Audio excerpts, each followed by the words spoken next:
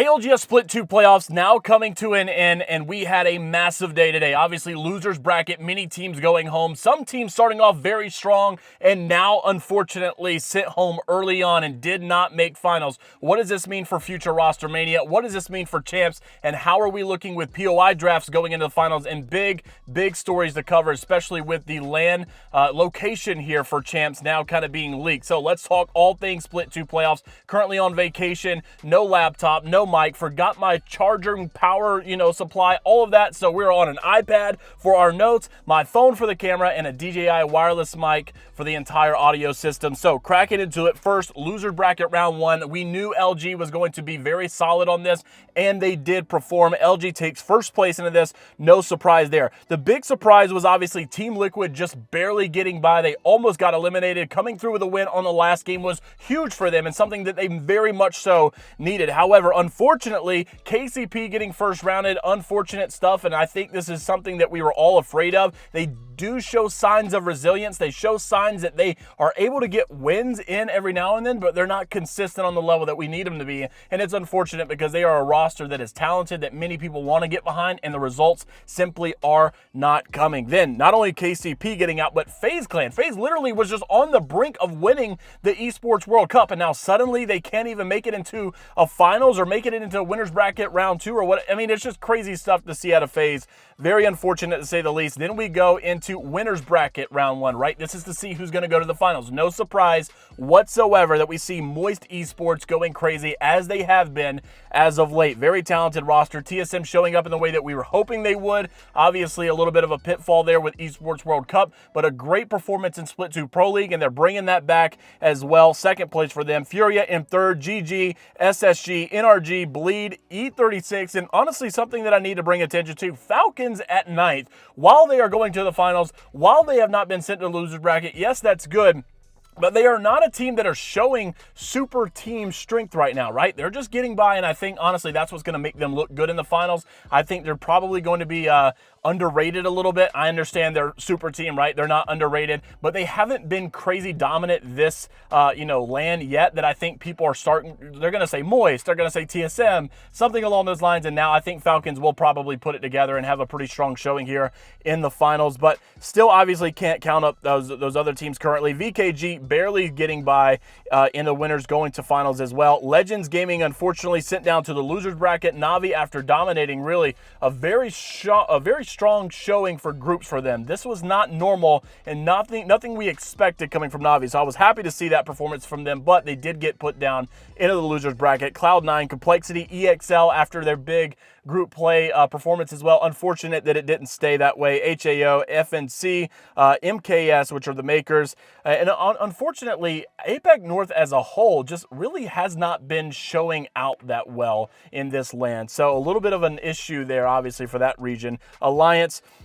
And then also, we've got to talk about the losers bracket round two. This was the big one going into the finals. Who's going to make it? Who is going home? And honestly, I was not expecting the result we got out of this one. Guild with first place. That means MT going back to the finals. Fnatic finally showing up in a big way. EXO, Alliance, Cloud9, Noctum, Complexity, obviously, really, this year, I think, alone has been so clutch. They are not a team that I had anticipated going at the beginning of the year to really be consistent. They have been pretty consistently solid. I have to give it to them and tip my hat off, especially with the roster change that they were making. I did not think that bringing your coach in with Kimchi was going to be next level, right? But they have really been a very solid, very consistent, so very happy for Complexity. And then also, you've got Makers, Dreamfire, Team Liquid, once again, just skin of their teeth getting by, making it into the finals. EXL, sadly, eliminated from the tournament. HAO, Navi also eliminated. You've got LG eliminated. We'll talk more about that in just a second. Reject, Northeption, Legends Gaming,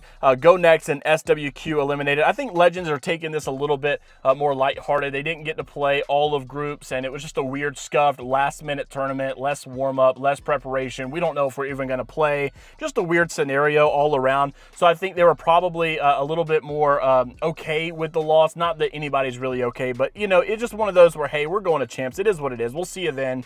This tournament was a little weird. Sweet Dreams comes out to say, first grand finals miss, zone pools, beacons, other teams, none of that matters. We had the opportunity to perform this LAN, and we simply failed to execute, and that responsibility falls solely on me leading the team. Massively proud of my teammates for the mental resilience.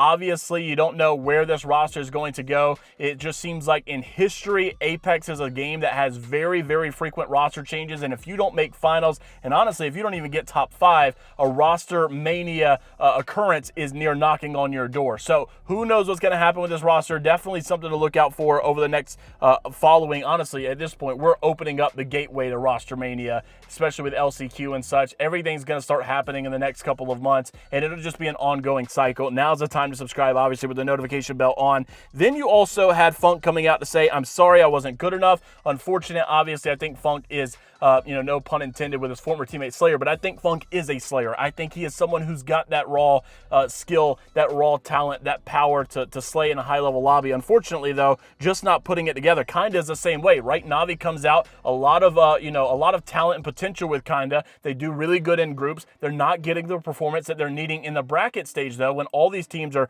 coming together and all the best of the best are coming together rather than just, the bottom 20 being mixed with the rest of the group. So unfortunate that they couldn't get it all done. And I'm as sad to say, we do obviously have to move on without them. So they simply just will not be present there in the finals. Now, we do have some updates regarding the POI draft going into the finals. They did take that up literally right after the loser bracket games were over. And you did have first pick with Moist Esports getting Cenote. They're going to also go at Climatizer East. Then you've got GG with The Wall and Skyhook West. You've got Furia choosing Checkpoint North and Thermal Station. TSM choosing Lightning Rod and Lava Fisher. You've got The Mill for the Falcons and Siphon West. I think it's a pretty big pickup for Falcons. I think they're going to fare well in those decisions as well. Honestly, all the top 5 looking pretty strong. Then you've got Zoo Station and Skyhook East for Bleed. Bleed is another team I think to look out for. They've been kind of like middle of the pack. No one's really paying them much mind. They're just kind of qualifying, and then all of a sudden, I think they're ramping it up now, and I think they're going to start to get in their groove. So look out for Bleed tomorrow. I think they're a serious team to probably take this tournament. E36 with Down Beast and Countdown. SSG choosing Launchpad and Landslide. NRG choosing Devastated Coast and Monument, VKG choosing Cedo Station and Epicenter. Then you've got the World Cup champions coming in with Alliance choosing Trident and Overlook, C9 choosing Pylon and The Tree, Complexity choosing Echo HQ and Staging, FNC choosing Barometer South and Stacks, Guild choosing Cascade Falls and Survey Camp, EXO choosing Lift and Harvester, Noctum choosing Jurassic and Big Mod. Can we just talk, by the way, about Noctum making it into the finals? Big kudos to them.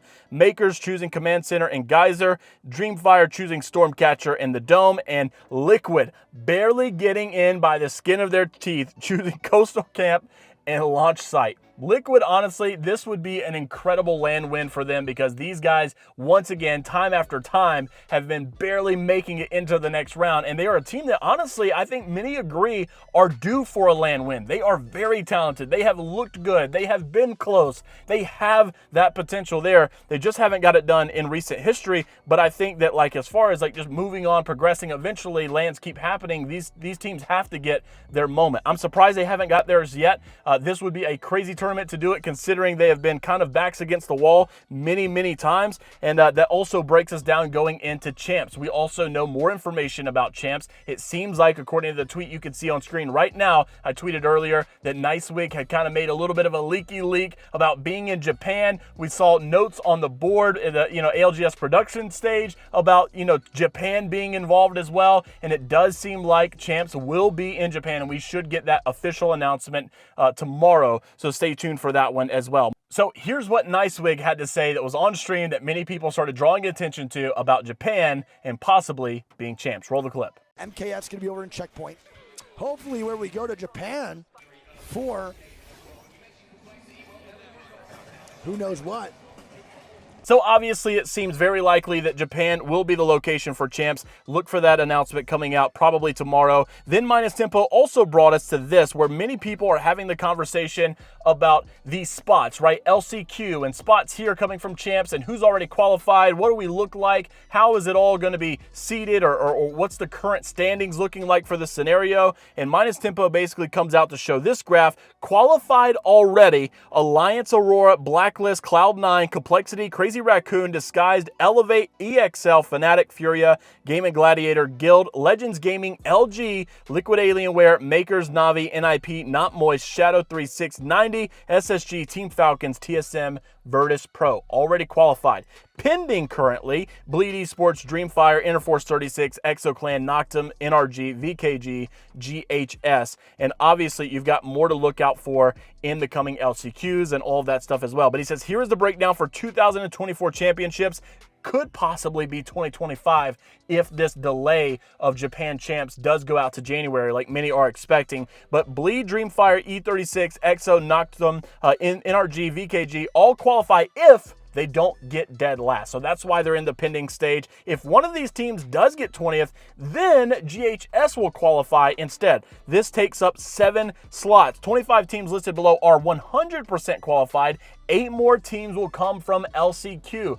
Now, keep in mind, LCQ is much harder to get through because it's very limited, right? 1 or 2 teams normally get in through that process, and it's not going to be, right, the top 6, that you would normally have like LAN, right? Top 6 from LAN that have a good chance of getting the champs. It's not as simple as that. It's a lot harder. You basically got to win this tournament, and that's not an easy thing to do. We saw last year, right? You had DSG go through that, which was the dojo back then. So you had the dojo that basically won the tournament last year. They get into champs. You have DSG, which was the Duplex and Lou roster that get in. That was like a last minute roster change they put together, and they qualified for getting second. And yeah, it was very difficult. A lot of good teams that had a chance that could have made it, didn't make it. So obviously stay tuned for that update as well. Lots of things to discuss. Obviously tomorrow is the big day. Who will we be crowning the champions? I obviously have to pay tribute to Falcons. I think they're a very solid team that still is super. Haven't necessarily done super things yet,